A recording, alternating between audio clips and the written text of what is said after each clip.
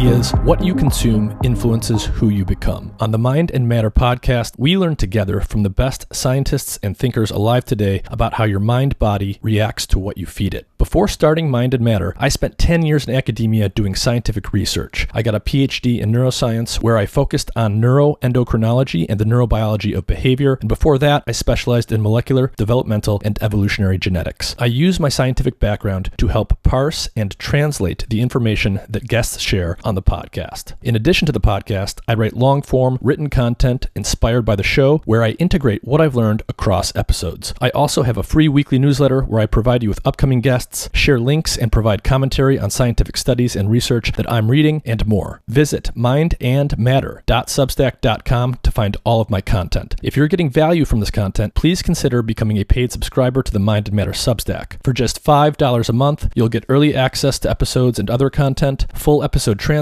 and I'll prioritize answering your questions in emails and the comments sections. You can also support me by checking out the links in the episode description to my affiliate partners who make various health and wellness products that I use and enjoy myself. You'll receive a discount and help support the podcast that way. And if you want the benefits of a paid subscription, but it's not in your budget, simply sign up for my free weekly newsletter, send me an email, and I'll give you a complimentary paid subscription. Word of mouth is the best way to help the podcast grow. So if you like what I'm doing, please share your favorite episodes with family and friends. The purpose of the podcast is to provide you with information obtained largely from primary sources, the people doing the research and producing new knowledge. This content is never meant to serve as medical advice. And with that, enjoy the episode. Hey everyone, I want to take just a minute to tell you about a really cool health monitoring device I've been using called Lumen. It's a handheld, pocket-sized device with a sleek design. The Lumen device measures CO2 levels in your breath, which allows their technology to determine the extent to which your body is burning fats versus carbohydrates. Lumen helps improve your metabolic flexibility, your body's efficiency in shifting between using fats and carbs for energy. I use this device in the morning or before bed or after meals or after workouts to track my metabolism. With just a couple weeks of use, I learned a lot about which foods were causing my body to burn mostly fat, mostly carbs, or both, as well as how long I needed to fast and how hard I needed to exercise to promote fat burning. Being able to track whether your body is burning fat versus carbs will help you figure out how your body responds to your lifestyle and whether or not your weight loss and fitness strategies are actually working. Lumen is great for anyone looking to optimize their health for either weight loss or athletic performance. Their easy-to-use app allows you to track your results together with what you're eating and how you're exercising, and it syncs with other devices like the Apple Watch. Click the link in the episode description to learn more and use the code MINDMATTER, MINDMATTER, to get 10% off your Lumen device today. That's on top of the site-wide sale they are currently running, and the Lumen device is eligible to be paid for with FSA and HSA health accounts. Check out the link in the episode description for more info.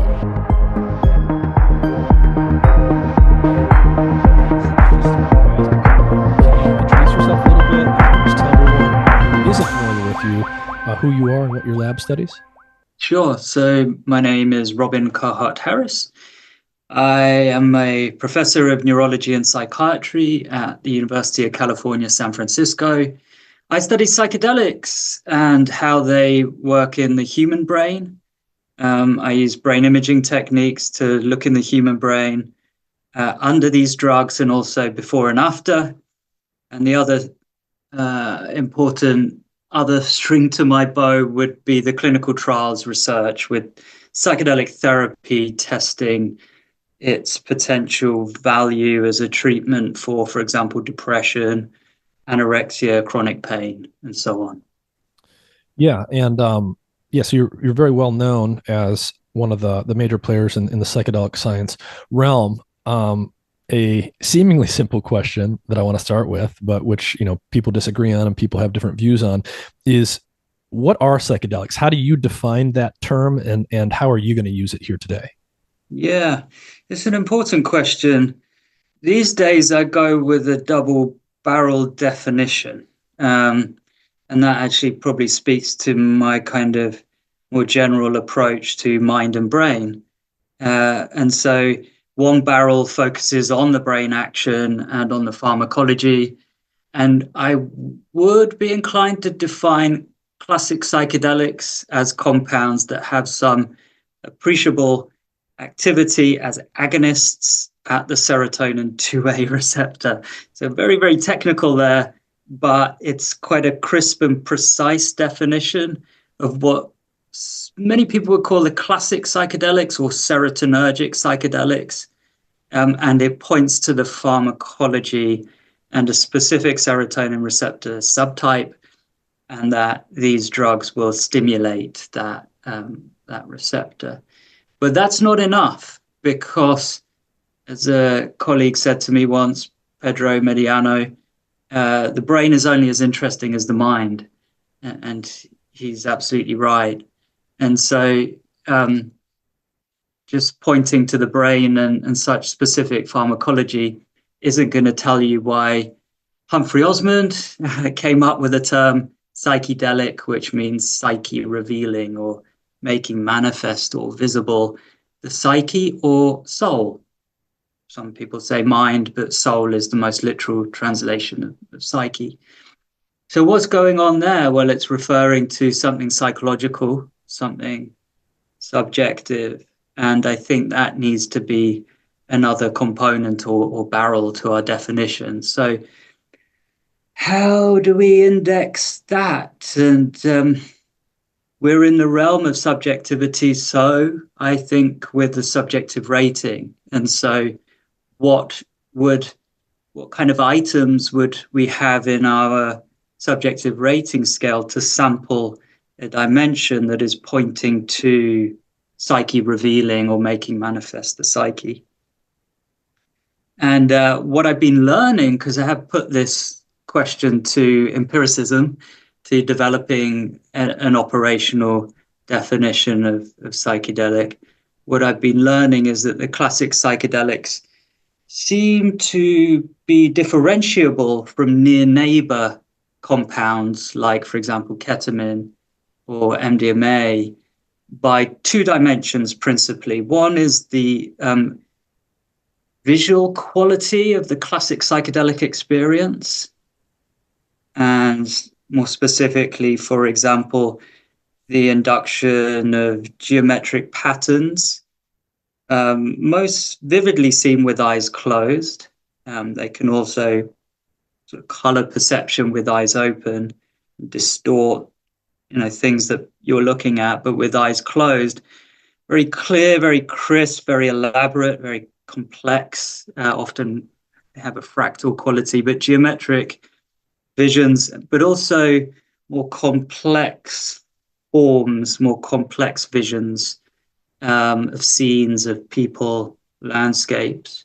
So there's a visual component, that's one dimension, and the other one is insight, psychological insight. So a sense of being able to see aspects of the mind, the psyche, that ordinarily aren't so visible. And we can have items like, I'll name one from my scale in development. Ooh, I experienced insight into the nature of my environment. That one surprised me.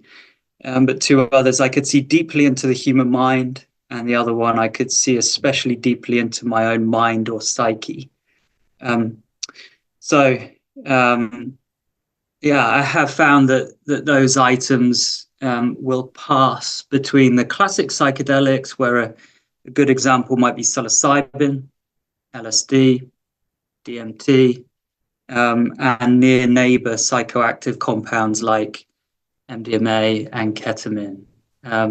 They seem to load onto other dimensions, which are also very interesting, but they're loading more reliably onto those other dimensions, things like, a sense of being dissociated from one's body, ketamine, a sense of all-embracing love, MDMA. They load onto there more reliably, significantly more reliably than they'll load onto these classic psychedelic dimensions. So, as I've heard and I say these days, there's a time to lump and a time to pass.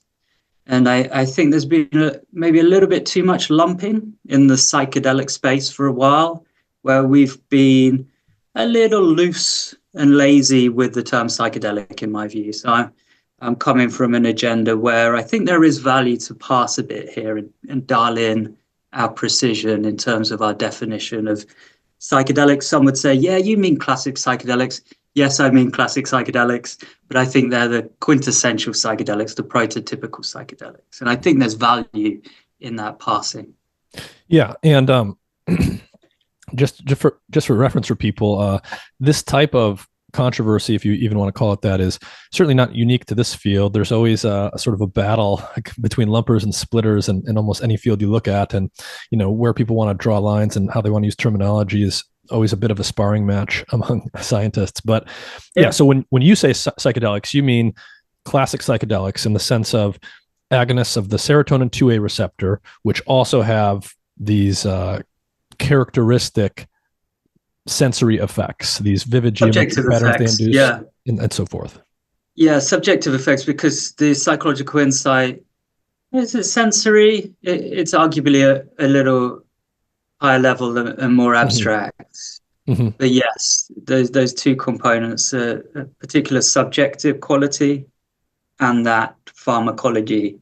But, I'll keep an open mind as to whether you can get with a novel compound like, say, ibogaine, some of the subjective stuff I'm describing without an action through the serotonin 2A receptor.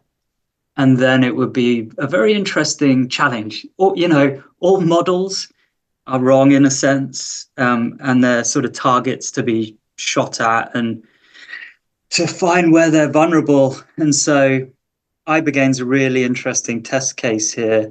It's not clear that it works via the serotonin 2A receptor. It has a very complex pharmacology, yet it does seem to promote psychological insight. Mm-hmm. So, yeah, there's always interesting challenges to models. Yeah, so for the purposes of our conversation, that's how we're going to use the term psychedelics. Much of your research uses the so-called classic psychedelics, psilocybin, LSD, and so forth. That's what we're basically going to be talking about here, unless we state otherwise. Sure. Before we get into the nitty-gritty of the science and some of your ideas and some of the published work that's been out there recently, I want to go back to what you said earlier. You said the phrase was shared with you that the brain is only as interesting as the mind. And one of the things that brings up for me is, when I look at your work and what you seem to be spending your time on, you aren't 100% focused on reading just the scientific literature of today. Even in some of your published work, you are referencing not just neuroscience and neuroscientists, but work from the past, work from psychologists. You've referenced people like Sigmund Freud and Carl Jung a lot from the realm of psychology. What, in your view, is sort of the difference between psychology and neuroscience? What does neuroscience have to learn from psychology, and what sort of value do you find in reading people who've actually been dead for quite some time?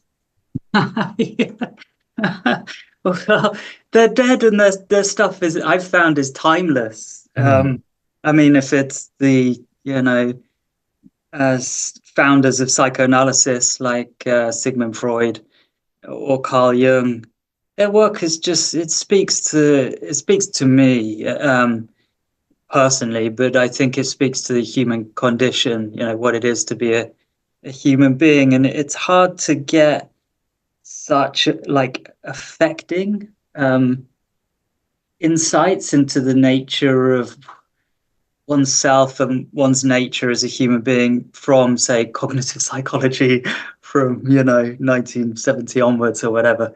It's just flat, and sometimes people come into psychology that way and maybe have a behaviorist approach and perspective, but that psychology in my view is so thin. It's almost like it sometimes confused me, like, why are you drawn to psychology when you're only interested in behavior?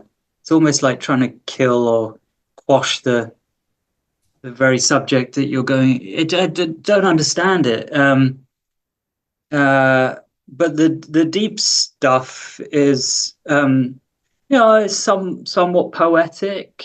It sort of crosses over into art and anthropology very much.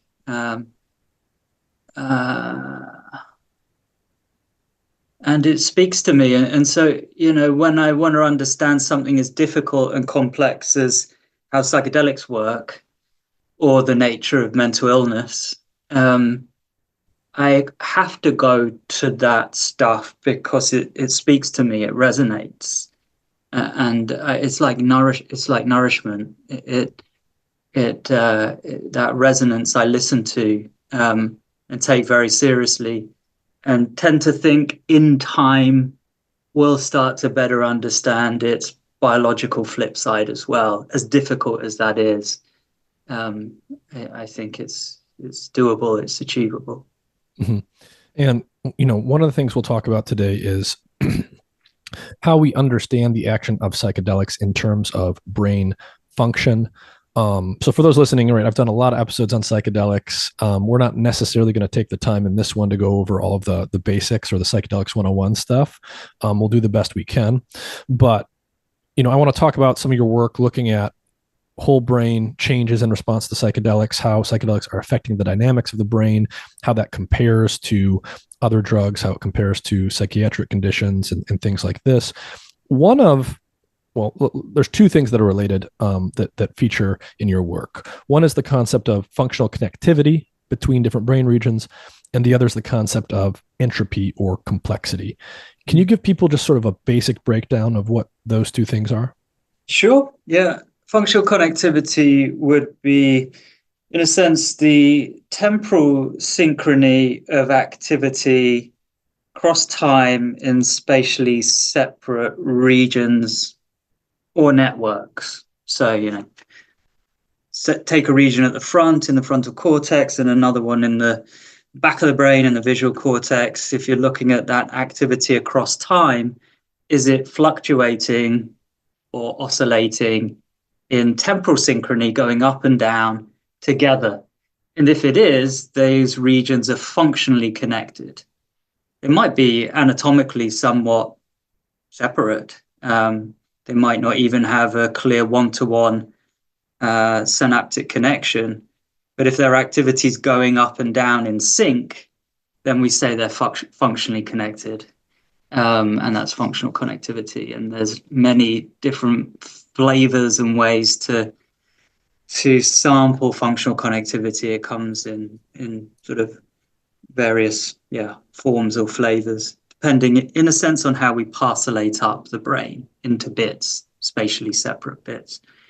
And then entropy or complexity is referring to the it's used in an information theory sense, where it's referring to, in a sense, the amount of potential information carried in a signal. So, for example, if that signal, brain activity signal, is going up and down in a very predictable, that's important, predictable way, the information held within that signal across time is somewhat redundant. There's nothing new. It's going up and down in this very predictable way. That would be an example of very low entropy signal. Nothing surprising. No uncertainty from us as we come in and sample that. Mm-hmm. So the signal is very ordered. It's very predictable. It has low entropy. That's right. And people like that translation to disorder. And it sort of works. It's related to the translation into thermodynamics, where entropy kind of has its origin. At least like when it was first thought up, it was applied in that sort of applied way to thermodynamics and systems being heated up, and how the molecular arrangement of, say, molecules within a system or space might become more disordered with, say, increasing temperature, or if the system's just left to itself, it will degrade over time, and that's the second law of thermodynamics, or entropy increases in closed systems over time. So those things are kind of related, but actually the information theory definition of entropy, which in a sense, even though it's a bit anthropomorphic, in a sense is uncertainty. It's our uncertainty as we come in and sample something. And if the system is more entropic, we're more uncertain. Yeah. I see. So if you sample some brain activity at any given time point, if that brain activity is very ordered and predictable, you can sample it at time 0 and you can predict what's going to happen at time 1. That would be a state of high order or low entropy. Yes. And if all that activity became more disordered, you wouldn't be able to predict what's going to come next from what you just sampled so well. And that would be a state of higher entropy. That's right. And can you give us a sense? So obviously you use multiple types of tools to measure brain activity, things like EEG, things like fMRI. When you measure brain activity at sort of a gross scale with tools like that, can you give people a sense for how entropy tends to change in different states of consciousness, just basic normal states like being asleep versus being awake, being anesthetized versus being awake and very attentive? How does brain activity tend to change in terms of how ordered it is across those normal everyday conscious states? Yeah, sure. So we'll run through this dimension of brain activity entropy, and we'll start by dialing things down to low entropy states. What's going to happen to the quality of consciousness? Well, it will fade. One would get more sedated, and at some inflection point, one will become unconscious. That's what happens when we fall asleep, and the entropy of spontaneous brain activity or ongoing brain activity very reliably mirrors that fading of consciousness, the reducing of of the entropy of spontaneous brain activity. Very, very reliable. Dose dependently with anesthetics, again, it will dose dependently dial down brain entropy as consciousness fades into nothingness. Disorders of consciousness, take a healthy personal brain, subject to illness or injury, a disorder of consciousness, coma at an extreme, entropy will be exceptionally low. As some semblance of consciousness comes back, say into a minimally conscious state, some behavior, maybe some tracking of a pen in front of someone's eyes, then entropy will come up accordingly. If you actually track someone in a disorder of consciousness who emerges or regains conscious awareness, then entropy will essentially normalize into what you would see in a healthy individual. So on that side of the gradient or dimension, the low entropy side, very, very reliable. Now, what we found in, 2017, I think it was, a collaboration with Anil Seth, Michael Shartner, was we applied a measure of the entropy of spontaneous brain activity. That measure is called Lempel-Ziff complexity. It's a data compressibility algorithm. In a sense, how easy or otherwise is it to zip up that data file? If the signal, the file, the activity, if the activity is very simple and low entropy, it's very easy to zip it up because there's loads of redundancy in it. But if it's very entropic and full of bits, novel bits, it's harder to zip up. There's low redundancy.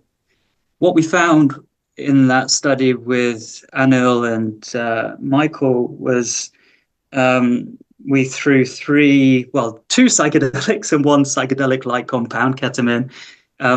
We threw this measure at those drugs and found that all of them dialed up brain entropy. And it did it somewhat in relation to the subjective intensity of the so-called trip induced by those compounds.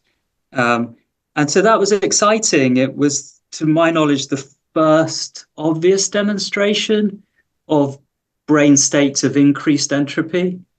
And in a sense, it sort of validated why these psychedelic or psychedelic-like states are interesting and like why they're novel in terms of what's going on in the underlying neurophysiology. That was a sort of validation of an earlier paper, an idea of mine called the entropic brain hypothesis, first put out in 2014, which was based a lot on intuition that brain activity might exhibit this increase in entropy, that systems would become less ordered and more granular in their activity. It was part based on intuition and part based on certain observations. And it was only in time that it came together. That 2017 empirical demonstration of the principle was really helpful for me, really sort of shone a light on this as, valid. And here's a metric that can index it very nicely, that Lempel-Ziff complexity algorithm. And so after that, I knew I had to put out a update, which was this Entropic Brain Revisited paper in 2018, I think, which dialed in the definition on a certain metric and a certain modality. I guess I was realizing that EEG and MEG, with their higher temporal resolution, might be better modalities for sampling this phenomenon. Hopefully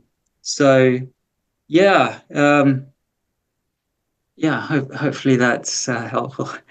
Yeah. So to give people a sense for this, if we think about waking up from being asleep, say, when we fall asleep, there's multiple stages of sleep. When we're in so-called deep sleep, forms of non-REM sleep, one characteristic pattern that you see in brain activity is measured by things like EEG are the slow waves of wave sleep.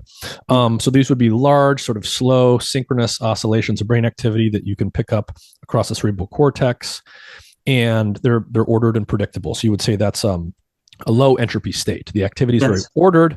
You are, if not unconscious, you are sort of minimally conscious. The contents of your consciousness are reduced or less vivid compared to being awake or in REM sleep, say. And then as you transition into something like REM sleep, where vivid dreams are much more likely, and then to the waking state where you're awake and conscious, you tend to see a more disordered pattern of activity. There aren't as many big synchronous waves. It's harder to predict what comes next from anything you might measure, and that would be a higher entropy state. That's right. And sleep is that nice example, because you've got deep sleep, non-rapid eye movement sleep. Generally speaking, not much content. Sometimes you get a bit of sort of paradoxical dream material coming in, but when you do, there's probably some kind of pseudo-REM coming in. So that complicates the picture. But generally speaking, no content in deep sleep, in non-rapid eye movement sleep. Come up into dream sleep, into rapid eye movement sleep, rich content often, emotional material and things to see and to explore in dream sleep, in rapid eye movement sleep, higher entropy. And just as you say, when you wake up, even more so as you're actually, processing sensory information, and it's very rich and granular coming into the sensory organs and into the brain. Yeah. So, So I've pulled up here for people watching the video version, the Entropic Brain Revisited paper from Robin. We're just looking here at a simple sort of cartoon schematic for some of these concepts. And can you walk us through this a little bit, Robin? So if I'm hearing you correctly, basically, we imagine that the brain can exist with a spectrum of activity patterns. They can be highly disordered. They can be highly ordered. When we're sort of in a normal waking state of consciousness, we're right at the middle zone here. Sort of a medium amount of entropy, a medium amount of order versus disorder. What we just said was that when you fall asleep, for example, and you go into non-REM slow wave sleep, that would correspond to going down in this circle towards a state of unconsciousness. The entropy would be decreasing because the brain activity, the slow waves, are much more ordered and predictable. And then if you were to go in the opposite direction, say, I don't know what would be a good example here, becoming much more awake and alert and aware of your surroundings, that would correspond to an increase in entropy or a more disordered brain activity. Can you sort of piggyback on that? Sure. Well, I mean, psychedelics are the example, because for a long time, and this is why the 2017 paper was quite exciting, for a long time, I think most people would have said the complexity or entropy of ongoing brain activity tops out with normal waking consciousness. And yet we found that there are these drugs and these states, the psychedelic states, where the entropy is higher still than its high level in normal waking consciousness. So that was quite an insight, and that was quite exciting. It was tempted to say things like, well, people say of the psychedelic state that it's a expanded state of consciousness. Maybe this is why they say it. If you want a really simple kind of glib way to sum up the entropic brain hypothesis, it would go something along the lines of, less bits in brain activity, less bits in conscious experience, and flip it on its head, more bits in brain activity across time, more bits in the quality of conscious experience. Mm-hmm. Oh, go ahead. Oh, well, I was just going to say, if we take this at face value, so psychedelics tend to increase entropy, the amount of disorder that you would measure in brain activity.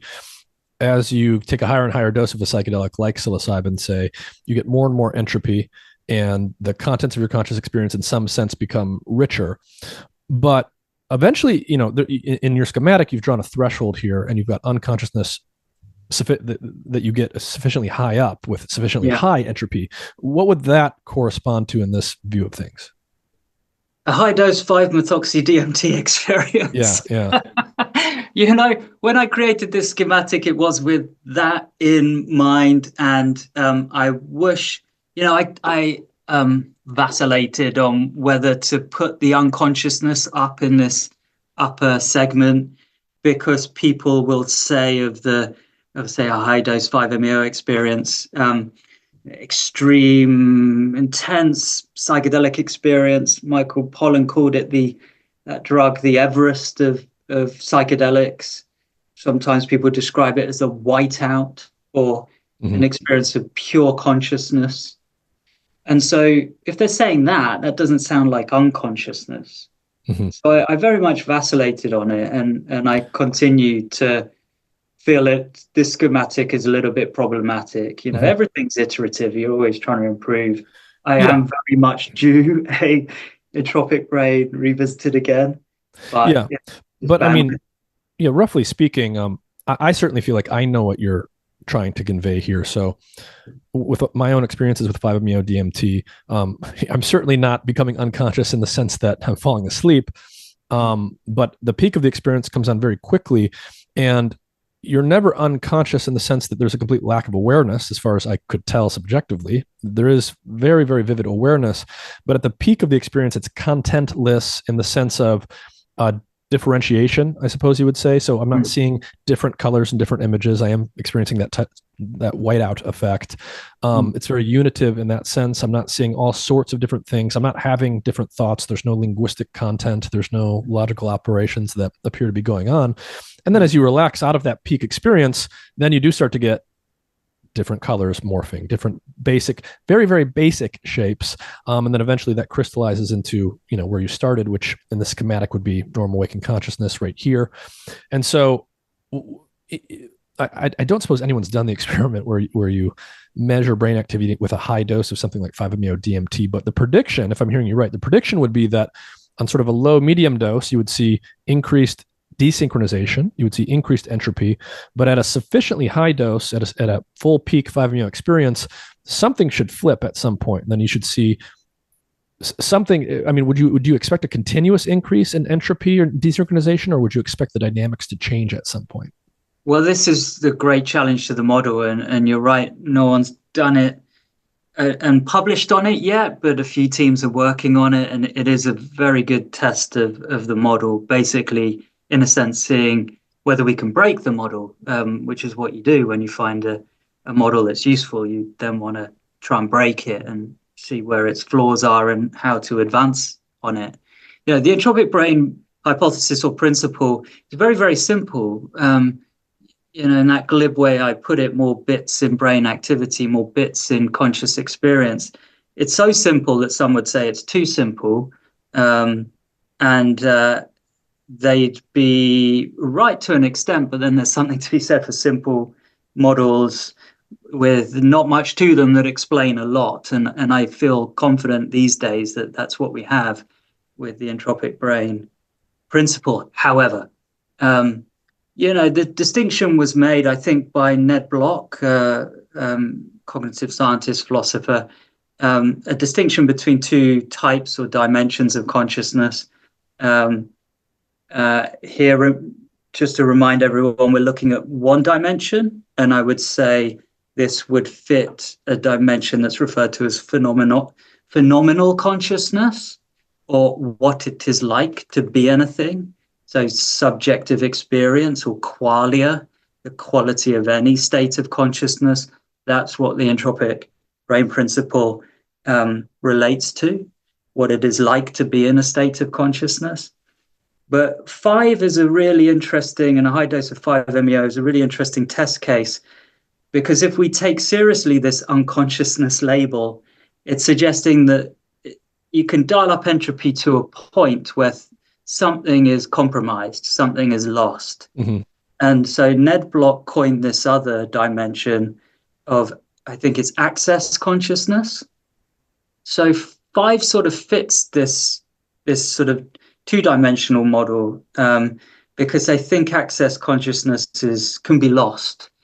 And so what is access consciousness? The ability to reflect on consciousness, self-consciousness, if you want, and then be able to report it back. I don't know if I've imagined it, but I think maybe it's sometimes referred to as report consciousness. Report it back. Yeah, that's interesting. I mean, just to riff again on my experiences with 5-MeO DMT, the first time I experienced it, I did 2 back-to-back doses. One, and this was all spontaneous, I wasn't directed to do this. The first one, my eyes were closed. The second one, my eyes were open. The difference essentially being a blackout versus a whiteout. With the first experience, I don't recall the peak experience as far as I can tell. I don't recall it at all. I simply sort of started to come out of it with the feeling that something very significant had just happened, but I had nothing to report on. There was nothing I saw or heard or any content I could communicate. There was just this sense that it was very significant, and I immediately asked for a second try at it. With the eyes open, the visual experience was somewhat different, but this seems to be sort of related to what you were saying. Again, this is my subjective report here, but at the peak of it, I would say there was not a complete lack of awareness, but there was a lack of differentiated content, visual or otherwise. And my ability to remember or encode any of that information seemed to be very intimately related with how undifferentiated the experience was. The peak is essentially unreportable. Yeah. And I think in that description, we have clues about what might be lost, If you think of entropy and translate it into the thermodynamic space, you could imagine a substance being heated, from a solid melting into a liquid, now into a gas. If that gas is spread evenly, uniformly, homogeneously in a space, there's no differentiation. You could feel now somewhat confident and less uncertain about where, a molecule might be in a space, because you could sample anywhere and find one, given that homogeneity. So I think what's being compromised, what's being lost is differentiation, is functional segregation and specialization. And, we see clues of that in some of the measures of brain activity that we calculate in the brain imaging data, whether it's fMRI. We see it more clearly in fMRI, actually, that has that spatial resolution. We can look at, more granular, spatially granular qualities of activity. So I think that's what's going on. IIT, integrated information theory, is arguably the most well-known model of consciousness. And once upon a time, the entropic brain principle got critiqued by someone saying that it's IIT depurated, which is a clever word. I had to look it up, of its integration term. And I thought, I'll give you that. But my cheeky comeback would be, have we nailed down what that integration term is, and how useful has it been in measures of consciousness to inform on the qualities of those states of consciousness? I wonder whether 5-MeO could be a really good test for elucidating what that other component is that isn't covered by the entropic brain principle. And I suspect that it's related to what the likes of Giulio Tononi, who came up with integrated information theory, were intuiting when they coined that other component, the integration component. The integration, segregation, functional segregation, is going to be key. And I think the ability to stitch things together and differentiate is what is compromised with these, very extreme psychedelic states like you can achieve with a high dose of 5-MeO. So it's sort of like a hunch that there's something to find there. Mm-hmm. So going back to this cartoon schematic of the entropic brain model, normal waking consciousness is in the middle. If you take a dose of a classic psychedelic, you're going to move up, increase entropy. So basically a high dose, a heavy trip, would be something close to, or maybe even breaching the divide here, where we have what you call this critical zone. So that the higher the dose, the deeper the experience, the higher the entropy. And then coming out of the experience would correspond to relaxing back towards the middle, increasing entropy.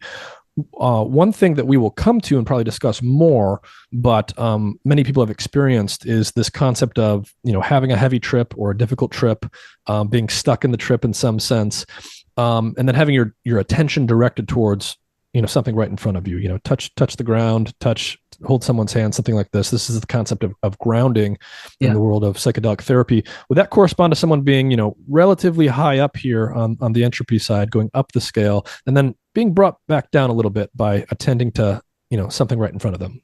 Yeah, I think it's very likely, and actually we have some brain evidence for it now. Some we got from a MEG study, which is, what's that? It's like super EEG. What's EEG? It's like the swimming caps, that people wear, and you're recording the brain's electrical activity through the scalp. MEG is somewhat similar. It's measuring magnetic properties conferred by the brain activity, and it has slightly better spatial resolution than EEG. Anyway, we use that modality to look in the brain under LSD. And in that particular study, we sort of layered on sensory stimuli. We had eyes closed, so the least amount of sensory stimuli. Eyes closed, no sound.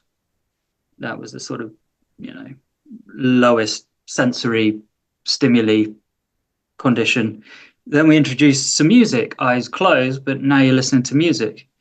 And then we added in, I think we just leaped up to eyes open, movie, and sound. So now rich sensory information, sensory stimuli. And what we found was, with that layering up, well done, that layering up of, rich sensory input, it dipped or decreased the magnitude of the effect of the psychedelic. And you can see that there in this chart, and maybe figure 1B shows it most neatly, where the difference between placebo in green and LSD in sort of purple lilac is squished when we add in more stuff. So, again, it's Pedro actually who came up with that phrase, the brain is only as interesting as the mind. I think he was lead author on this, and he wanted to run with the title "Tripping is Easy," from the Beatles lyric. Tripping is easy with eyes closed, but it's not easy. It's just maybe easier. But the idea being, if you load in some sensory stimuli, you'll quash the intensity of the trip, and that's what I'd say we're seeing here in that graphic. It's certainly a common thing for people to report that a good way to have the most intense trip possible is to consume a psychedelic, and as Terence McKenna famously said, in silent darkness with your eyes closed, and you just sort of let everything absorb you. So this makes intuitive sense. If I'm reading the graph right here, so basically the experiment is you give people LSD, and either they or you don't. They either just lie there with their eyes closed, or you add in some music, or you enable them to open their eyes, or you have them watch a video. And basically, if I'm reading this graph correctly, so complexity is on the y-axis. Sure. So higher complexity would be a more entropic brain, more desynchronized activity. Lower down would be more ordered, less entropic. So basically, as you add in more external stimuli, the amount of complexity, the entropy, goes up, and it sort of meets with the complexity that you see when you sort of just give LSD on its own with eyes closed. Yeah.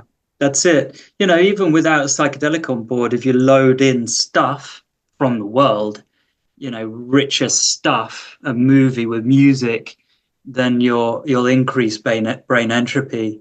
And so it fits the principle, more, in a sense, more going on in experience. If you're loading in rich sensory information, more going on in the brain. Mm-hmm. I guess one of the learnings here was that it's the differential that matters. And so the difference between placebo and LSD, the delta, if you want. Mm-hmm. So, Robin, in this condition here, so it's LSD with sensory stimulation, with a video, say. You see that the lowest difference between the LSD and the non-LSD condition. Yeah. Is there a significant difference between these two, or are they not That's significant? A good question. I think we're seeing the regions where there's some significance. At least we're seeing T-score heat maps on the bottom there when we're actually looking at the brain. But I guess in any case, they're fairly comparable. So a lot of external multimodal stimulation coming in can increase entropy, in the range that LSD does on its own. Is that basically how to read this? Yeah, which it was kind of cool and intriguing. And I guess it would also be significant. So when we think about grounding here, I guess the idea would be here you've got LSD, and then when you've got a lower amount of complexity or lower entropy with the multimodal stimulation, but no LSD. So the idea is that an external stimulus would sort of pull you down the complexity axis? Exactly. In terms of the difference, the difference between normal waking consciousness with that amount of sensory stimuli going on and tripping with that amount of sensory stimuli going on, the difference there's not much in it, Another way to say it, I think, is that you're going to feel the trip more, and it's novelty with the least amount of sensory stimuli coming in. Yeah, back to that Terence McKenna dark room example. Yeah. So one more thing I want to give people a sense of before we go into some of the recent research. So going back to this basic schematic here of the entropic brain. So for those just listening again, we'll do our best to describe this, but you can see what we're looking at on the video version. So completely sober state of mind, someone normal waking consciousness, resting state, sort of not doing much of anything. If you look at brain activity in someone who's in a state of normal waking resting consciousness, not engaged in a task, but also not asleep, not dozing off, say, and then you have them engage in a task, or you have them pay attention to something, you have them perform a task, as people often do in neuroscience experiments, how is that going to affect, where's that going to move you on the entropy scale here? I'll move it up a little bit. Yeah. I see. And that makes sense to me because higher entropy means more disordered activity, it means more desynchronized activity. In my memories from my PhD days, looking at the visual attention literature, basically whenever people record from parts of the brain that are involved in an animal engaging in a task or paying attention, they tend to see desynchronization of brain activity there. And so that all seems to fit to me. Yeah.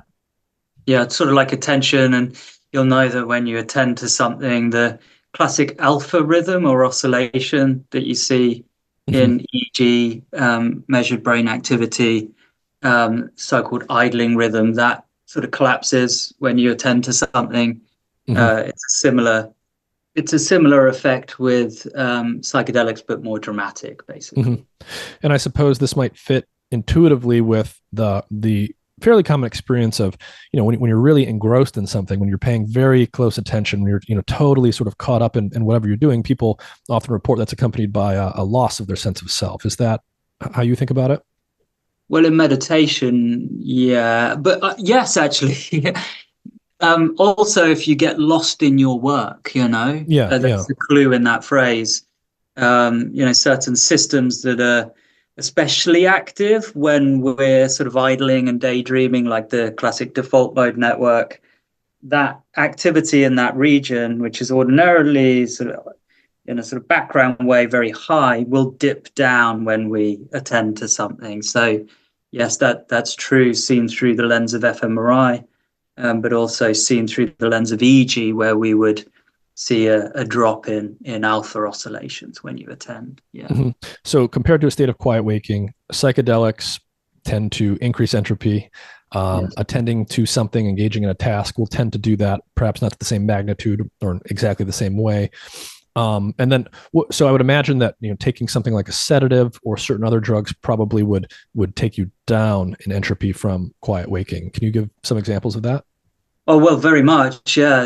When I first was describing the entropic brain principle, we started with dialing down into that low entropy side of the dimension. And it's very, very reliable. It's dose dependent.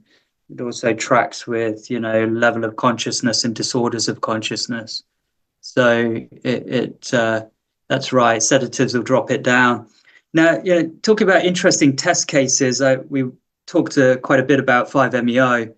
Another one which had needed to be thrown, this model needed to be, that test case needs to be thrown at this model, was stimulants, because there wasn't an example of it.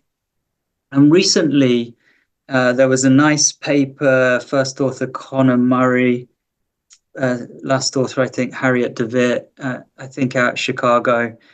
And they tested two other psychoactives, not psychedelic, but psychoactive. One was THC, that's going to it's going to get you stoned, and dose dependently as well. So that was neat, as in there's more than one dose.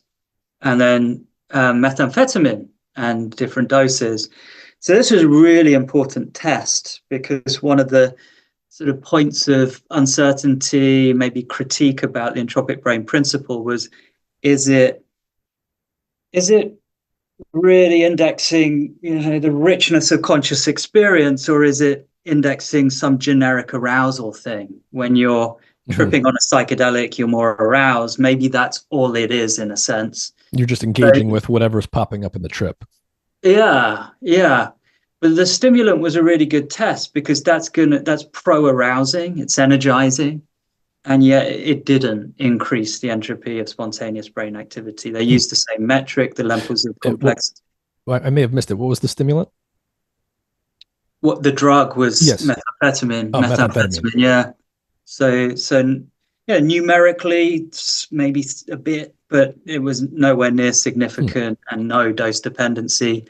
In the same study, they had LSD, low doses, but up at 26 mics, people were feeling it. That was very clear. And at that higher dose, it was doing what we're used to, significantly increasing brain entropy. So psychedelic did what we're used to, and the other test cases didn't. So again, testing the resilience of the model, and it came through in that test. I'm not sure if this work has been done, but an interesting case here would be maybe something like MDMA, because it has some activity at 5-HT2A, but it's also a psychostimulant. What has that been measured, or do you have any predictions there? Not to my knowledge. Another really good study to do.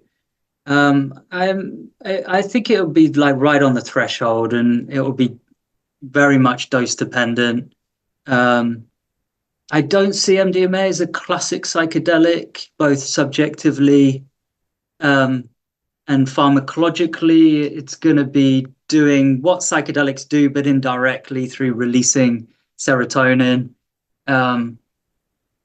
So it's right on the edge case. And I would actually say MDMA, arguably more than ketamine, is is right on the edge of whether you'd consider it a psychedelic or not. You know, if you want to go with something loose and poetic and descriptive, which is which isn't quantitative, which is that MDMA does reveal the soul or psyche, you know, then I would say, okay, I'll let you have that. Mm-hmm. You can. Yeah.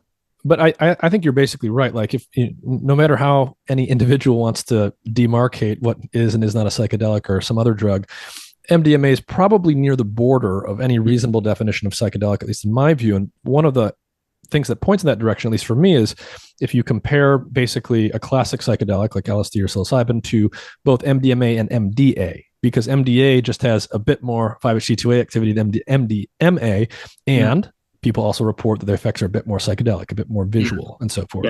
Yeah. And same with like the 2CB and so on. There you are getting a bit of direct 2A, but also I think you're getting some serotonin release. So yeah, there's some interesting edge cases for sure. Entropy will be a really interesting index, and it may well work, meaning, you know, there may be a way to sort of set a threshold on the magnitude of increase in brain signal entropy that above a certain threshold, you'd say, okay, psychedelic. When we so when we think about the relationship between brain entropy and sensory stimulation, so what would be the effect of, so we talked a little bit about paying attention or engaging in a task. This will tend to desynchronize brain activity somewhat. This will tend to increase entropy. What would happen, or has it been done, where you just have someone in a scanner or you have them wearing the EEG net and they're not doing anything, they're not engaged in any task, they're not instructed to do something, but you are just passively giving them sensory stimuli, white noise, visual noise, auditory noise, whatever it may be? What kind of effect does that have on whole brain dynamics? It's an interesting one. It sounds a little bit like sensory deprivation if you're doing it for long enough. So I would predict that you would see an entropic brain effect. There are other cases of altered states of consciousness induced through other means than psychedelics, where you do see increases in brain entropy. Breath work, holotropic breath work or similar, has now been found to do it. Experienced meditators entering very deep meditative states, so Vipassana style meditation, where there's some evidence of increased brain entropy. Yeah, that makes sense to me, because they're focusing attention in those types of practices. They're engaging in rhythmic behaviors, which will also be inducing some rhythmic brain activity. So more order, less entropy. That makes sense. What if you were just sort of randomly? The opposite. Sorry, it's the opposite. Oh, it's with holotropic breath work. Yeah. And it's not so much, it's not like an entraining thing. It's more probably to do with the alteration of, O2, CO2 levels in the blood, and how that's now translating into, dysregulated population level neural activity and doing something somewhat similar to what psychedelics do. Breathing higher concentrations of CO2 than we typically do has been found to manipulate the serotonin 2A receptor that psychedelics work through. There's a few other kind of physiological manipulations that seem to tune the brain, in a sense, somewhat endogenously towards the psychedelic state, at least up-regulating, which means increasing the availability or sensitivity of the serotonin 2A receptor. Something I wrote about in a paper called Pivotal Mental States with a colleague called Ari Brower. But no, there are other states of altered states of consciousness that are somewhat trippy. I know I say that very loosely, qualitatively trippy, where you'll see elevated brain entropy through recording EEG and then looking at, how compressible that signal is.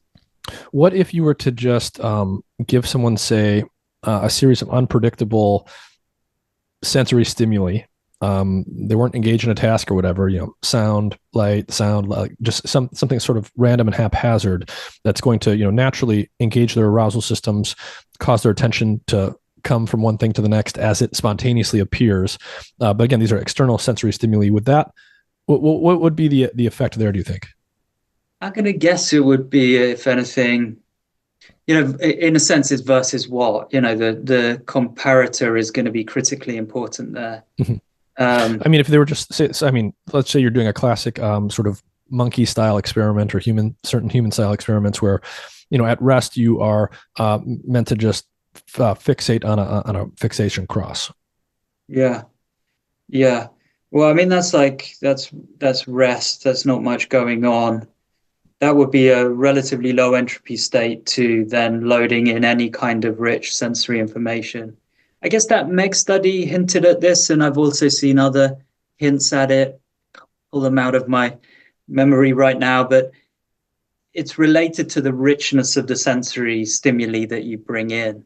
So if you imagine a scenario where the sensory stimuli is somewhat unpredictable and complex and rich, like a movie that you haven't seen before, maybe there's a lot going on, and that would be more likely to dial up brain entropy than say you standardize that you're looking at something and listening to something, because you need to standardize for that, but it's regular.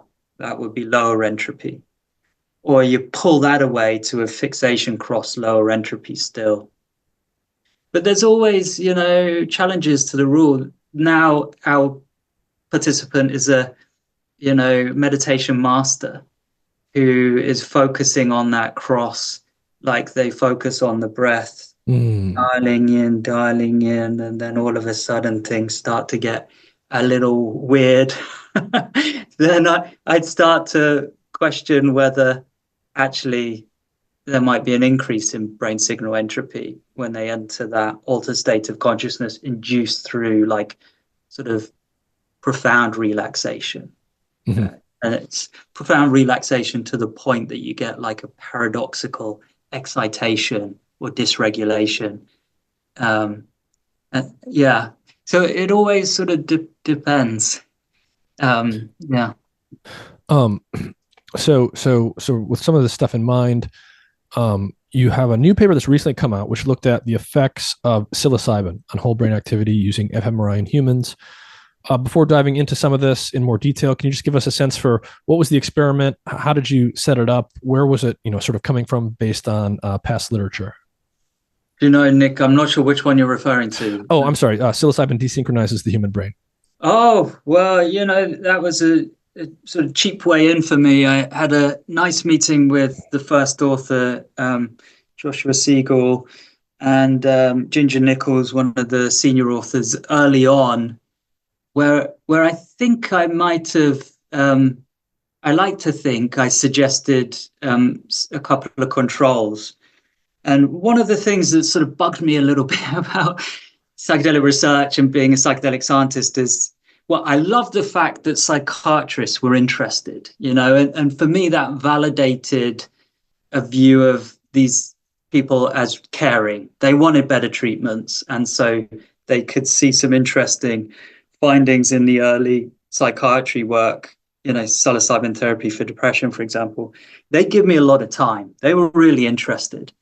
Cognitive neuroscientists, people doing human brain imaging with fMRI and so on, they've been much more standoffish. It's almost if by looking at psychedelics, naturally you're less of a scientist. That's a bit of a chip on my shoulder there, but it's felt like that. And so I like to think I might have said something along the lines of show that what would you do to show that the psychedelic state is novel?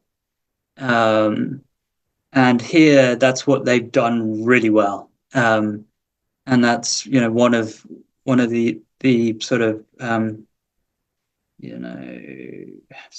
superpowers of this team is to do what they call precision fMRI, doing a lot of scanning within the same individuals. And so what they showed is that if you, without any drug, repeat scanning, if you keep going down, Nick, You just keep, just keep going down. We'll go down again. This one I like. Oh, almost there. But we lost it. There it is. There it is. So these are all scans, and there's like 18 per participant. P6 they're looking at here. You can see that with B and C. And there's only 2 psilocybin scans, 2 15-minute ones. And by this metric, whole brain, normalized global spatial complexity, which is a sort of spatial entropy measure, psilocybin's off the charts weird. And those are the 2 red blobs. It's doing something that ordinarily you don't see if you just keep scanning, which are these empty black circles, or throw in methylphenidate, Ritalin, an ADHD drug, a stimulant. Another good case of throwing a pro-arousal intervention at the brain and seeing that it doesn't do what psychedelics do. And so those are the 4 blobs. You can just about make them out in blue under MTP, methylphenidate. So this was really neat. It was the quality of the controls. And I say these days, never underestimate a good control. I think we're seeing that more and more in the psychedelic space, is that if you're a little loose on your control, people are going to really, fly into this with, fierce, baring their teeth and tear it to shreds. So there'd be a special viciousness to that, in the psychedelic space in particular. The experiment here, if I'm reading this right, hearing you right, so basically people should imagine, okay, you're going to get into an fMRI scanner and you're going to do this many times over a course of a study. So they're going to scan you again and again and again and again. Several scans where they're just in there, they're not given a drug, and they're just in the scanner, sort of a baseline condition. And then for some number, you get methylphenidate. So that would be Ritalin. So that's a psychostimulant drug. And then you get another series of scans where you're not getting anything. And then you get a couple psilocybin, and then again, a series where you're not getting anything. And so, Robin, if I'm reading this correctly, and tell me if I'm not, so the y-axis is a measure of complexity. So how much entropy is in the brain signal they're measuring. So going up means higher entropy, going down means lower entropy. Baseline conditions, you're at, I'm just going to call it a middle level. When they give you methylphenidate, which is Ritalin, it actually goes down a little bit. And this I think is what you were mentioning before, Robin. It's a psychostimulant. It's giving you arousal, and yet it's not increasing entropy. It's decreasing entropy. Yeah, I think maybe on average, numerically, it might be a tiny bit down, but not really. It's close to baseline. Yeah, it's very close to baseline. I think by significance, no real change. I see. So it leans lower, but it's not significantly different from baseline. It's certainly not increasing it significantly. That's right. That's right. And yet, then our 2, psilocybin scans come along, and all of a sudden that level of spatial complexity or entropy, the bittiness of the independence of activity spatially, heterogeneity of activity is going up markedly with the psilocybin. The brain is becoming spatially more bitty or granular in its activity. Now, another question I was going to ask you, but I think the answer is implied here, is, when you have people just passively lying in the scanner, these things are famously kind of claustrophobic. Under baseline conditions, people might start to daydream or even doze off a little bit. But the fact that the methylphenidate doesn't cause a big deviation here from baseline suggests that when they're not given any drugs, they are not falling asleep, say. Oh yeah, definitely not. And with psilocybin, definitely not as well. And what they did in this study, what we've done historically, is we'll also measure peripheral physiology, so breathing with a respiration belt, heart rate.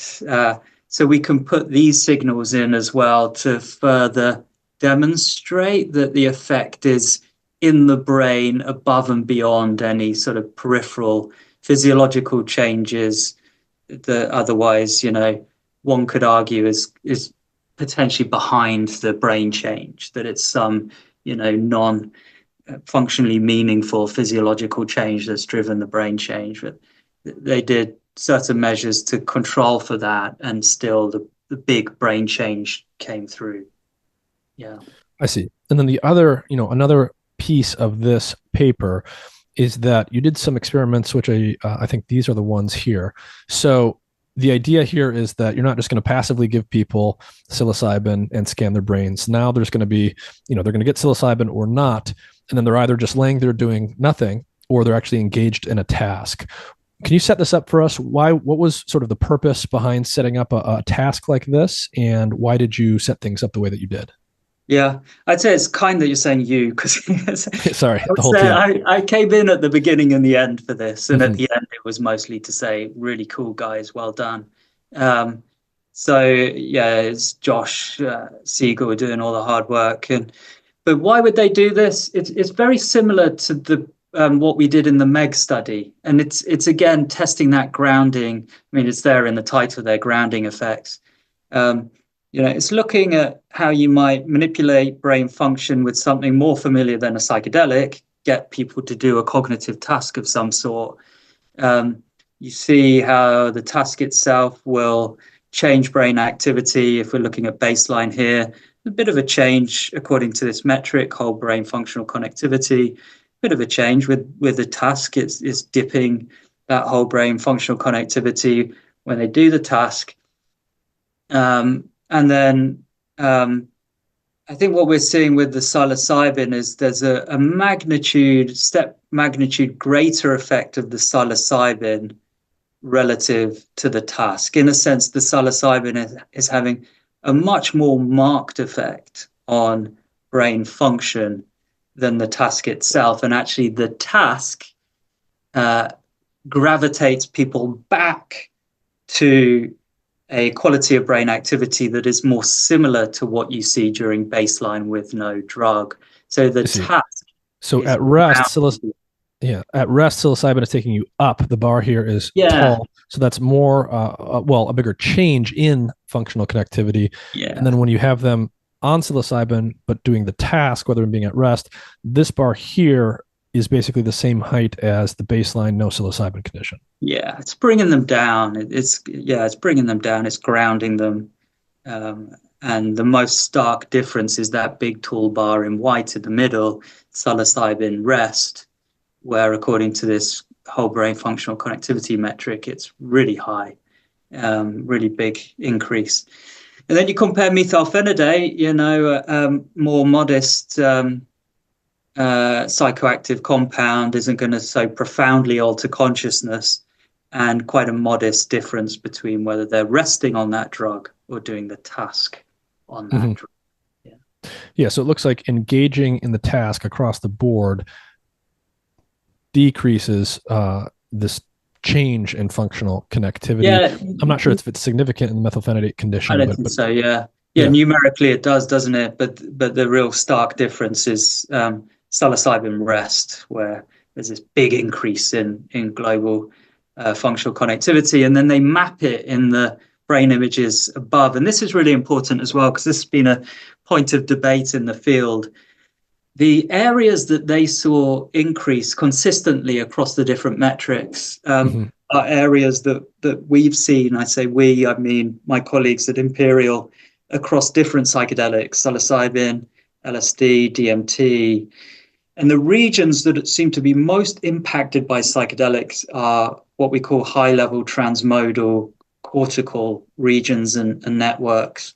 It includes the default mode network. It's not exclusive to just the default mode network, but high-level, evolutionarily expanded in our species, recent cortex that we've got way more than other species, cortex that expands within a lifetime from being a human baby into an adult. So it's this high level cortex concerned with processing, arguably species specific functions like abstract thinking. It's those regions, those cortical regions, that are most impacted by psychedelics, and they saw that very clearly in this body of work.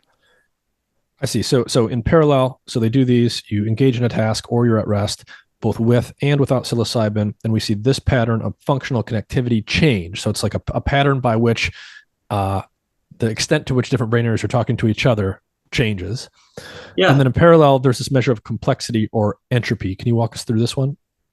Yeah, it's very similar. Those two metrics are quite closely um, related, and yeah, it's a similar kind of picture to my knowledge. But you're putting me on the spot, and I'm not so sure now. Um, I think with this particular metric, it looks more consistent rest versus task under drug, whereas under baseline, throw in the task. I guess this, if it's a more like a complexity entropy measure, um, it's showing that it's especially sensitive to the task here at baseline. Yeah, so basically they engage in the task. This goes up. That means higher entropy, more desynchronization. Yeah. And then yeah, with psilocybin, it's higher here, which my interpretation is that's like similar to what we saw before. So they're at rest, they're not doing the task. Psilocybin increases desynchronization, known finding, but then they have them do the task on psilocybin, and desynchronization goes up more. Yeah, and it seems if that, it's difficult to know if that difference is significant. I don't think it is. I just think they're showing difference versus difference. But within psilocybin, I think it's comparable. I think in this particular case, with this particular metric, it seems to be suggesting it's insensitive rather, to whether you're resting or doing the task. Mm-hmm. So would the idea here be that whether or not you're engaging in the task, the amount of entropy increase or desynchronization induced by psilocybin has sort of hit a ceiling or something? And that it's reliably up whether you're doing a task or not. So I mean, I don't know if they say this in the discussion, but they might say it's a more fundamental action of the drug, over and above whether or not you're doing a task. This will just be up because it's a really fundamental action of the drug. Mm-hmm. That might be, compare it to methylphenidate, which looks markedly lower. And I see. It seems to me that if you were to sum up, rest, task, baseline, it looks significantly lower than psilocybin, where it's. Mm-hmm. So, one thing that was confusing to me about this is, so on the one hand, I was thinking, okay, the psilocybin, it's probably, it's a sizable dose. They're having a psychedelic experience. So that's a pretty powerful stimulus. The task is, it seems to be relatively easy. It's not like they're playing, chess against a grandmaster or something. And so maybe sort of, if there's a tug of war in an attention sense, the task is going to be weaker than the psilocybin trip or something like that. But they're able to complete the task nonetheless. So on the one hand, from an attention desynchronization perspective, it was not surprising to me that the task, either didn't increase or mildly increase desynchronization, because psilocybin gives you desynchronization, attention and engagement give you desynchronization. So you would expect those two things to travel together. But from the perspective of the grounding interpretation, this one was a little peculiar to me, because I would have expected the task bar here to go down if there's a grounding effect. Yeah, it doesn't fit the grounding effect as clearly as the other one. The other one seems to show, a marked change, task versus rest, and this one less so. That said, when you go to the maps, it looks as though you've got the rest and task at the top, that you've got more. Sorry, the maps that we were looking at in that previous. Oh, the maps, yep. Yeah, at the top. Yeah, it's more of a spatial effect. Those heat maps are more spread in B with rest than task, but I see. But I guess when you whole brain it doesn't come through as significantly different, presumably because those bars are quite even with psilocybin. Yes, yeah. And I suppose too, like if there's sort of large scale functional connectivity differences with and without psilocybin, and also modulated by the task, if this complexity or entropy measure is a whole brain measure, it's sort of you're averaging together like everything all at once, but there's spatially local changes that probably go in different directions, different regions. Yeah. Yeah. Yeah. But one thing that's coming through consistently is the regional distribution of the effect, and it keeps being in that high level transmodal cortex, across the metrics, very marked impact with the psilocybin. And I've got to be honest, that was quite nice to see. That was validating of the past work that we'd done with psilocybin, LSD, and DMT. I think that's going to be a reliable principle going forwards into the future. Mm-hmm. And are those regions, so these sort of multimodal, higher level association cortices, are these ones particularly rich in the 5-HT2A receptors, or is there some good biological reason why we would expect them to be involved? Yes, they are. Yeah, yeah. They have a disproportionately high expression or density of the serotonin 2A receptors. Yeah. So in terms of, I think you hinted at this before in our discussion of 5-MeO and some other things, but what do you think is what is next for you guys, / what do you think are some of the key experiments that you would like to see next in terms of testing the entropic brain principle? Yeah. Well, we've focused a lot on the acute action and the principle when you're tripping. But of course, psychedelic medicine is still on this upward trajectory, despite the recent setback with the FDA decision on MDMA therapy for PTSD. And so that's a slightly different question. Sure, we're going to want to know how the drug works when you're under its influence.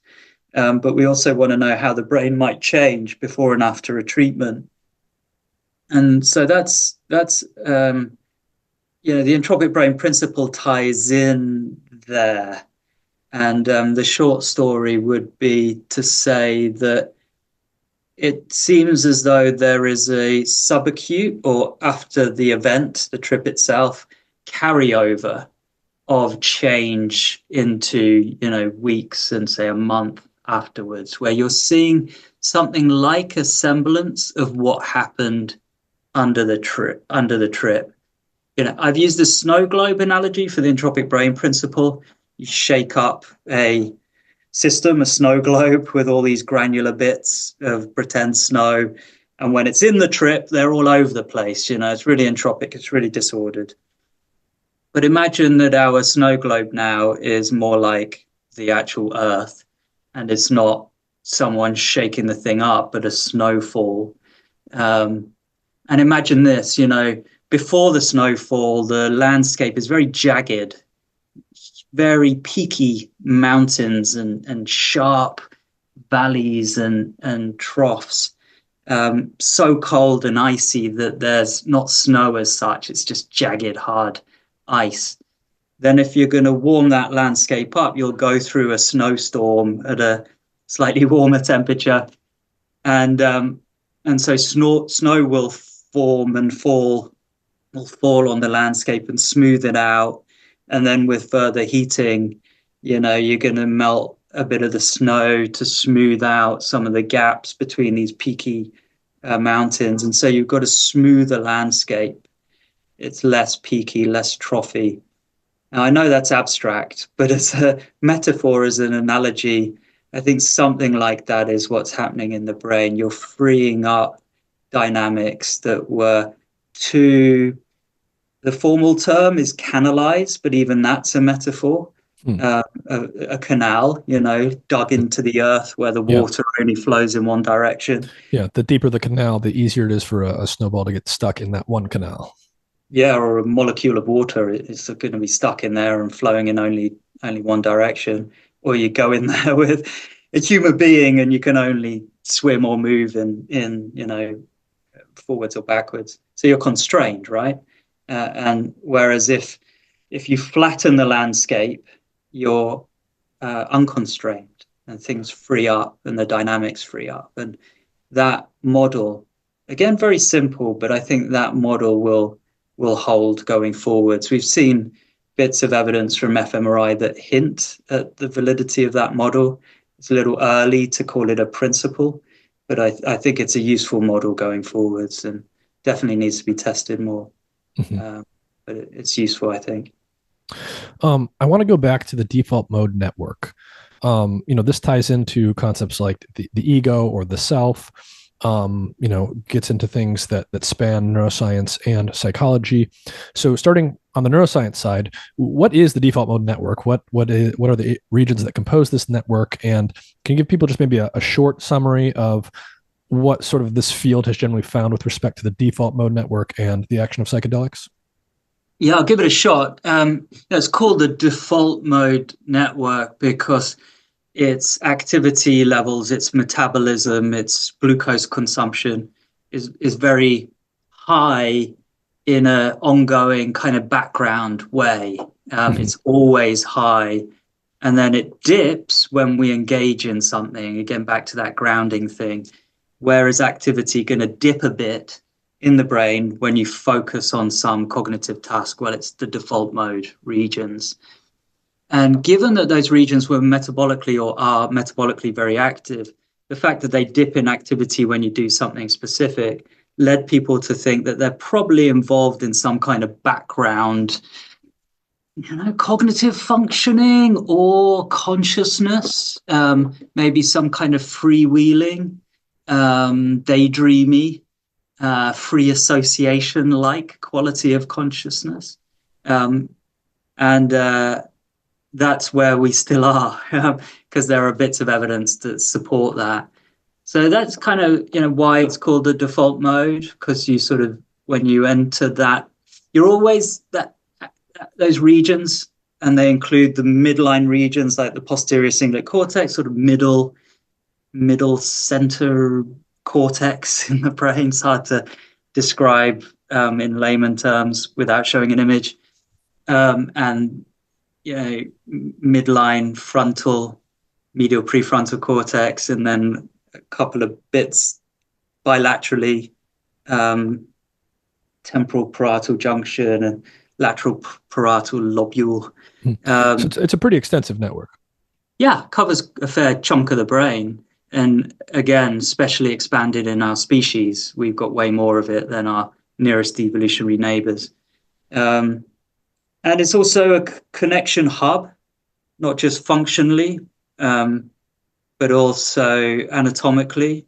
A lot of different regions and systems will have terminals coming into the regions that belong to the default mode network, a little like a road system where you've got some kind of, in the UK, we've got the spaghetti junction in Birmingham where all these roads come together and there's this hub. It's a hub, so the nodes, the big regions that make up the default mode network are also anatomical hubs.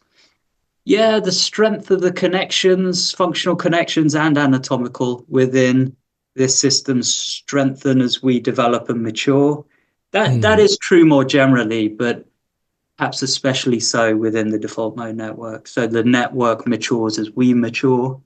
It's heavily implicated in mental illness, in psychopathology, but also neurological disorders.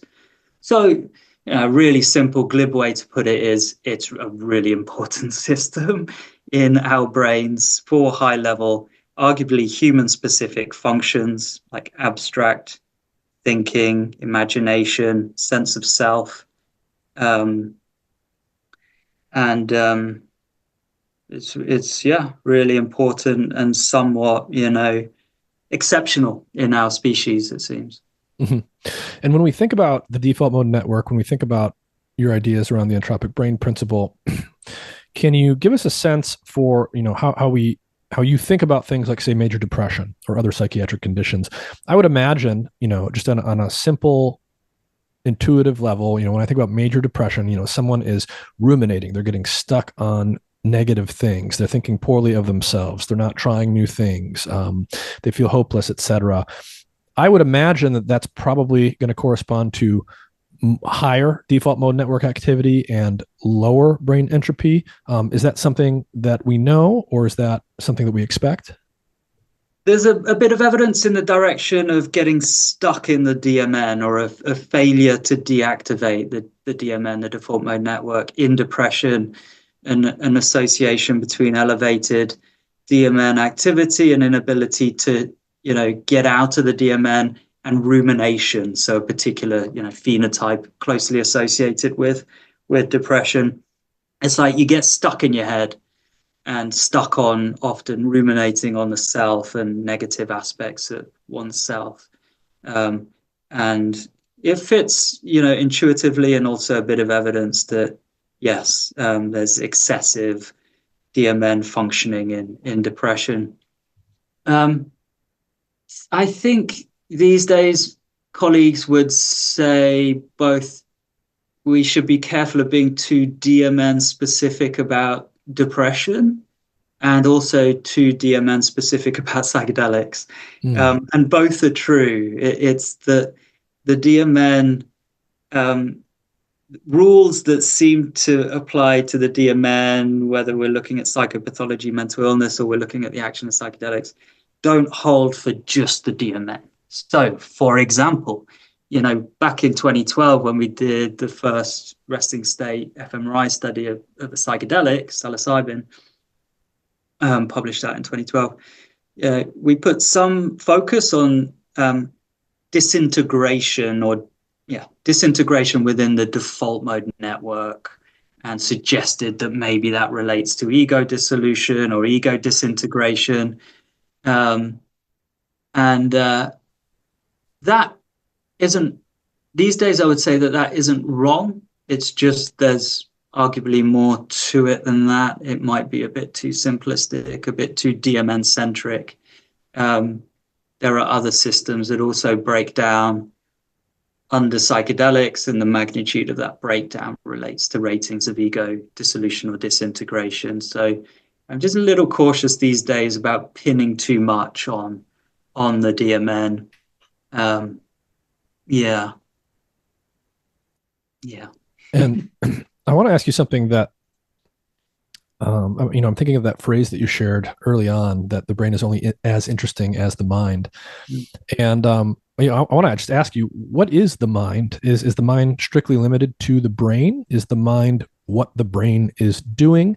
Or is it not limited strictly to the brain? How do you think about what the mind and subjectivity are, and where they actually come from?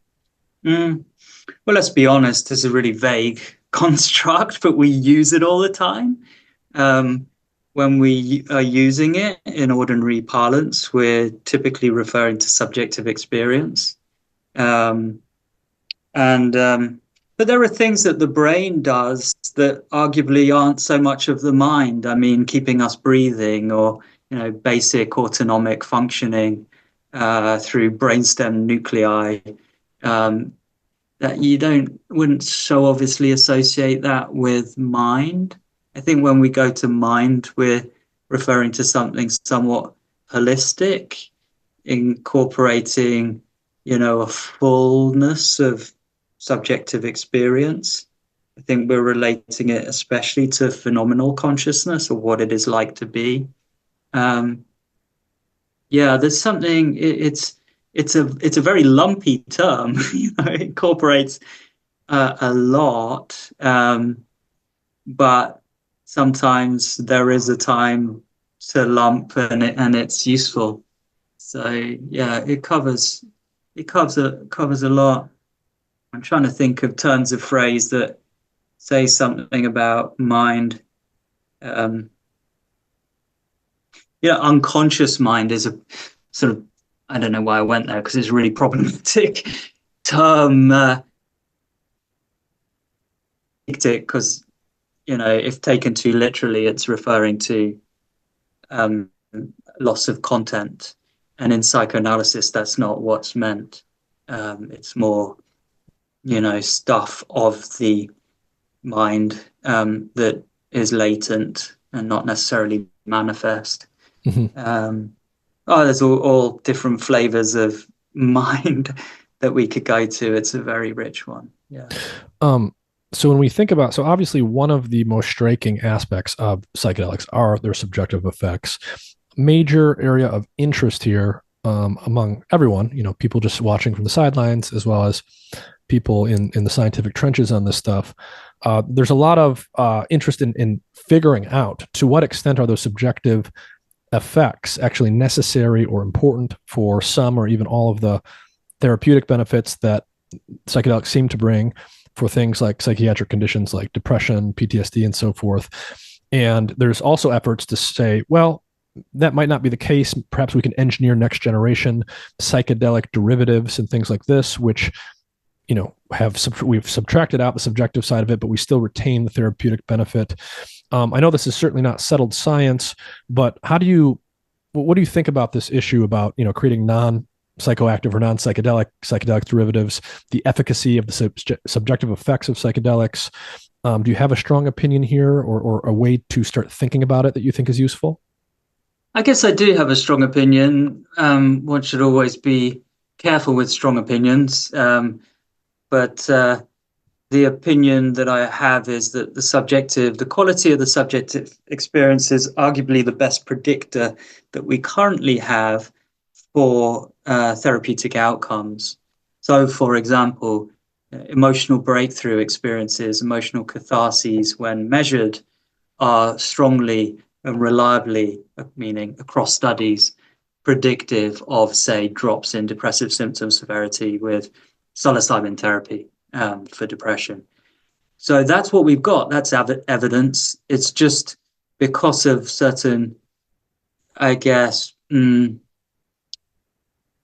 cultural perspectives and values within psychology and psychiatry, that those subjective measures are sometimes looked down on and considered, you know, less scientifically rigorous than, say, I don't know, behavioral measure, or better than that, you know, an objective biological one.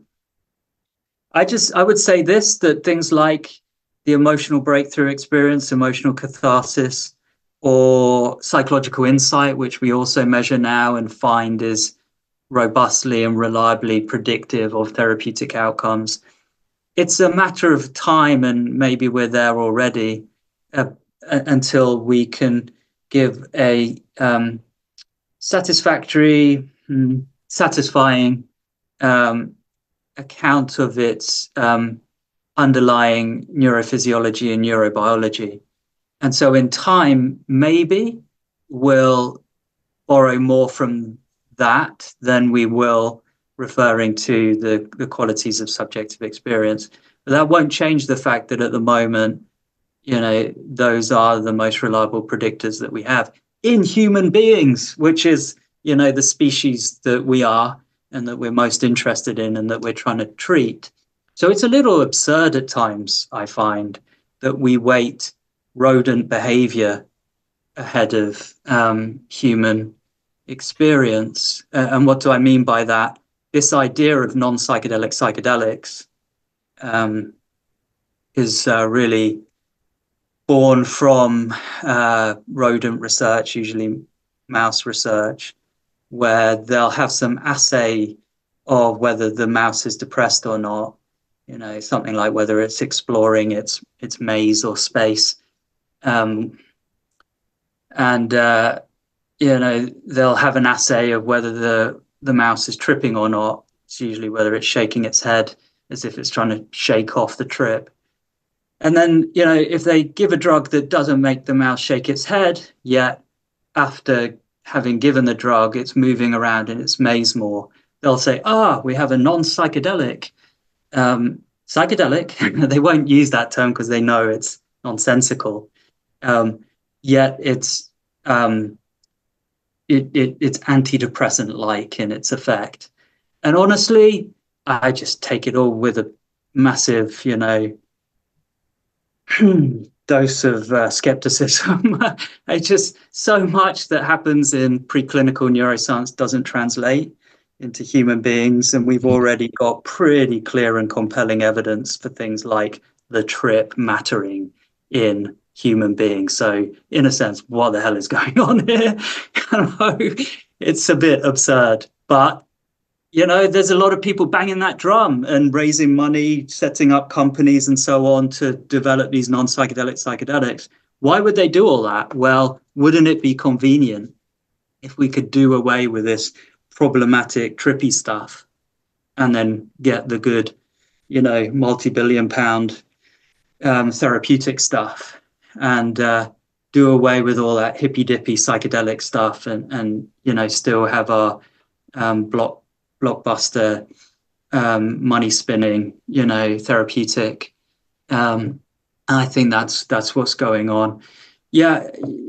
There's also the fact that this is a round peg, psychedelics, hitting this square hole, and it isn't a good fit. The system isn't used to this psychedelic therapy thing. Is it a drug? Is it a psychotherapy? Oh, it's both. Have you shown that it's both? Oh, no, we haven't. We just all assume it. So, you have this tricky situation where it's a paradigm challenge on multiple levels. It's hard to blind for psychedelic therapy trials, and people are highlighting that and saying maybe this is all some kind of placebo phenomenon or super placebo phenomenon. That's a thing that can be addressed. There are different ways to address it. But that's another reason why it's a paradigm challenge, because it's exposing, for example, things like the inherent limitations and weakness of the gold standard way of assessing new treatments, the double-blind randomized control trial. What do I mean by that? It's exposing the myth of blinding integrity, that people don't know what they're on when they're given something. And that's really obvious with psychedelics, because most people work it out when they're on something.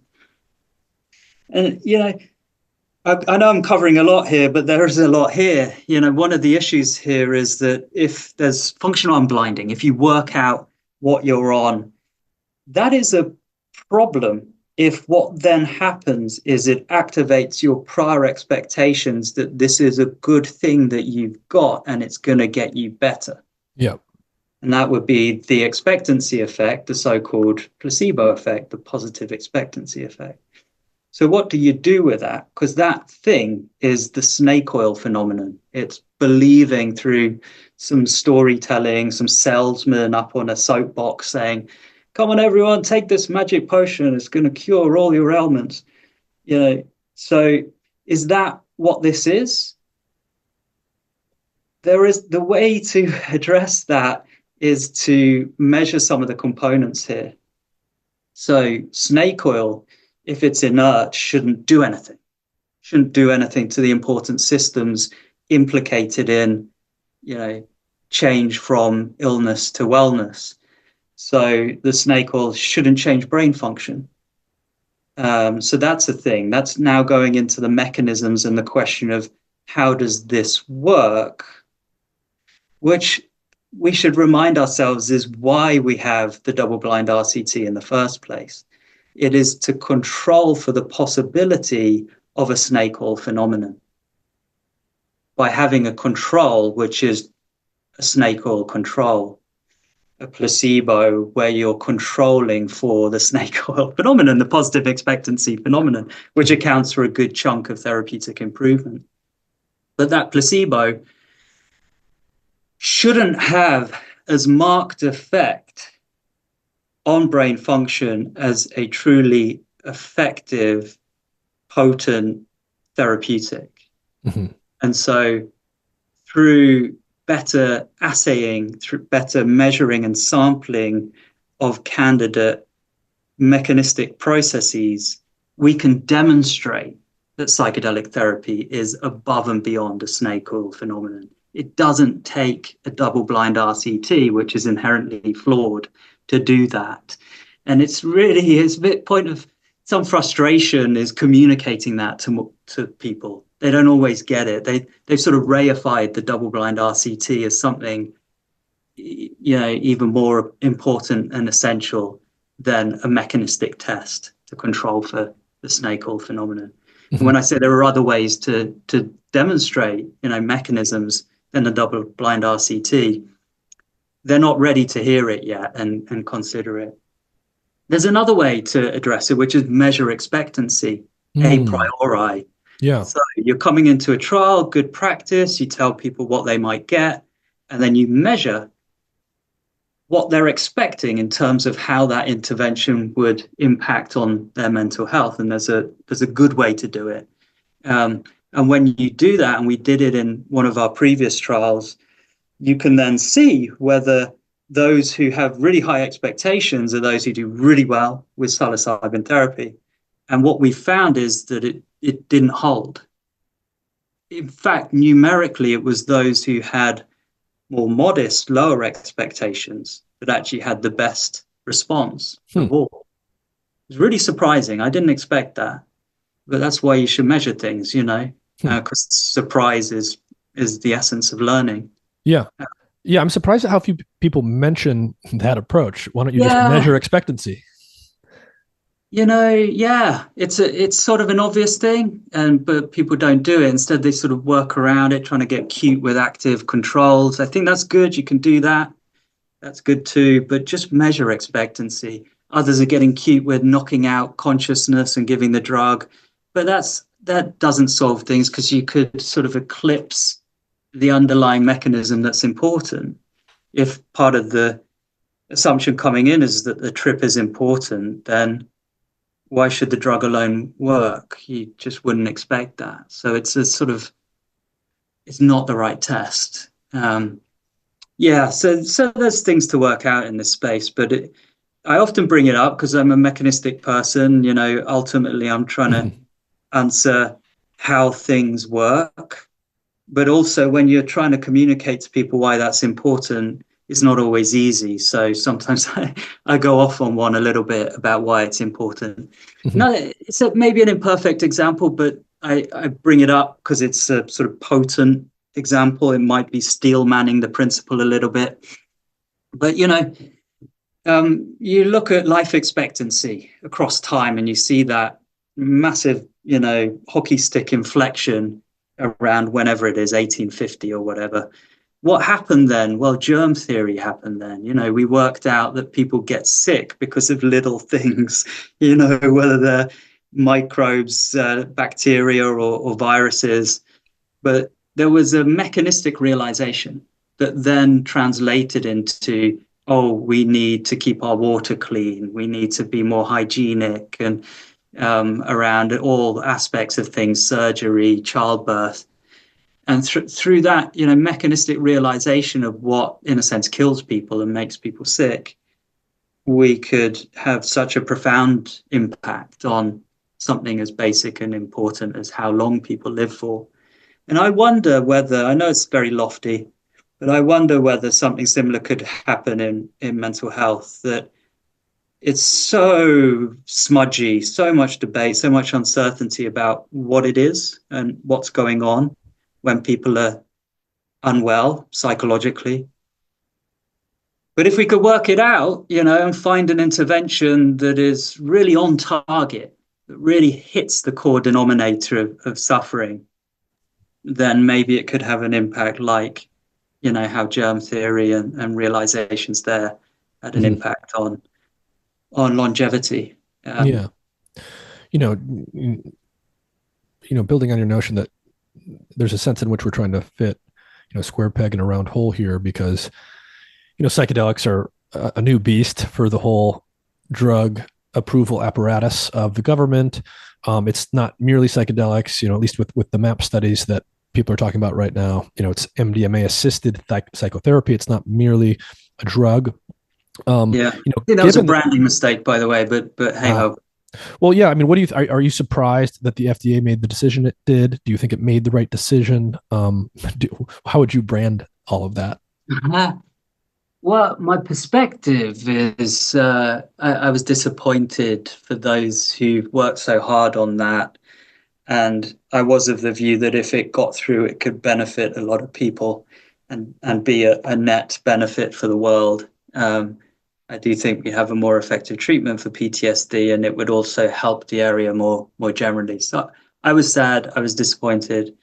And I think the advisory committee were influenced by some political interference and some misunderstanding of the science and the mechanisms, things like functional unblinding. And that there isn't clear evidence that there's an expectancy bias driving response to psychedelic therapy. At least we didn't find support for that in psilocybin therapy for depression, and that was neglected entirely. Instead, they just saw functional unblinding and naturally assumed, therefore, expectancy bias and snake oil phenomenon. And I don't think they were right to do that. So, yeah, I don't think they read the science right. I don't know, behind the scenes what the politics were. I think there was some sort of anti-capitalist lobbying around the advisory committee event that was too easily heard and not seen as a conflict of interest. And I think that's a shame. By what I've heard since, it seems as though that lobby was heard and not seen through for what it actually was. So that's disappointing. I do think it's a bump in the road. And while it could be crippling for the unfortunate people at the center of that specific effort, I do think the area more generally is still on an incremental rise and will have learned a lot from what happened there. And when I said I think the assisted psychotherapy tag was a branding problem, it's easy to be annoying and play Dr. Hindsight like that. But I did feel that for a long time, that it's placing too much emphasis on one side of the coin. It's saying all the drug does is assist psychotherapy. But then you're telling that to the FDA, who don't assess and license psychotherapy. So, yeah, that as a strategy didn't work. And also, is it even right? My view is, and it's a bit like my philosophy with mind and brain, I try to hold both sides equally because they're essentially just the two sides of the same coin. So why would you're only going to blind yourself if you pay too much attention to one side? And here my view is that probably, I don't know, and we should test it, there's a synergy between the drug action and the context, where context is an umbrella term for, yes, psychotherapy, music listening, that's easy to gloss over, and the environment, the room decoration, that's something we can control. It's hard to control stuff that happens after you have people in the clinic, so to speak. Mm-hmm. After that life happens, it's maybe you could do some things there with peer-to-peer support and so on, but generally not easy. So you got music, you got the room, and you got the psychological support / psychotherapy. And I suspect that there's a synergy between drug and those contextual factors, otherwise known as set and setting. And actually, that's my next big study at UCSF, just starting to recruit healthy volunteers, albeit with lower than average well-being coming in. I'm kind of what's the term? Anyway, I'm kind of softly exploiting this opportunity to advertise for that new study. It's going to be recruiting from people in the Bay Area, but it's going to be a fascinating study. I'm really excited about it. Well, we've covered a lot, Robin, and I really appreciate your time.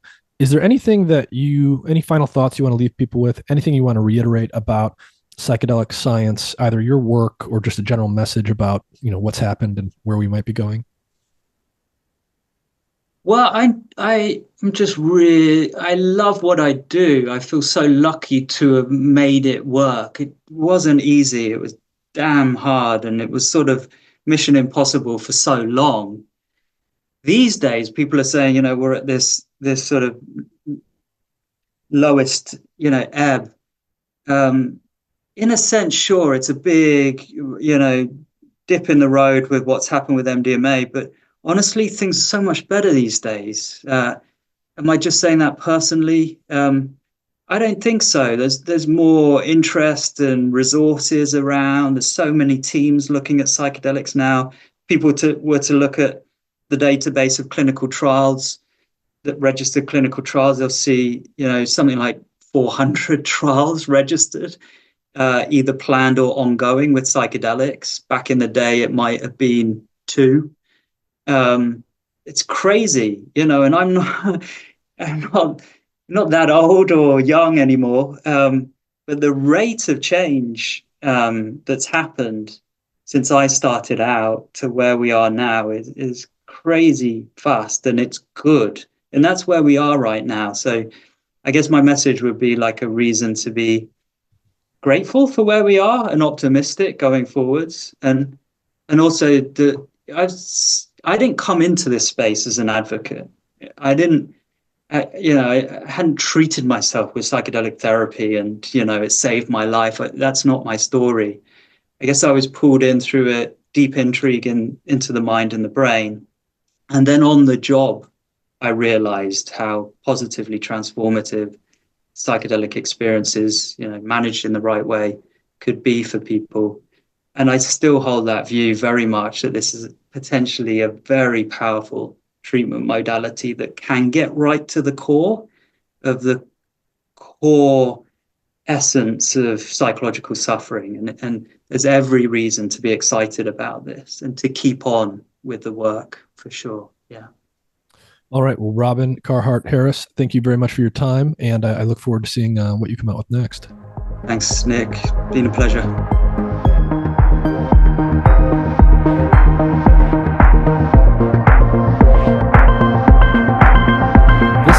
Is supported in part by Athletic Greens. Their main product, AG1, is a comprehensive and convenient daily nutrition product containing 75 vitamins, minerals, and whole food sourced ingredients with less than 1 gram of sugar per serving, no nasty chemicals or artificial anything. It's gluten and dairy free and compatible with paleo, vegan, vegetarian, and ketogenic diets. AG1 is a quick and convenient way to supplement your diet to help ensure your body is getting the nutrients it needs. It comes in powder form, and you can mix it in water and drink it, or you can put it into a smoothie or a shake or something like that. I mix it into water and drink it, and it's super convenient. If you go to athleticgreens.com/mindandmatter, Athletic Greens will give you a free 1-year supply of vitamin D and 5 free travel packs with your first purchase. Their vitamin D product comes in tincture form, so you just take 1 drop each day. A large fraction of the population is actually vitamin D deficient, especially in winter months when we get less sun exposure. And vitamin D is super important for the proper function of the immune system and for a variety of other things. So visit athleticgreens.com/mindandmatter or click the link in the episode description. You'll get a free 1-year supply of vitamin D with your first purchase.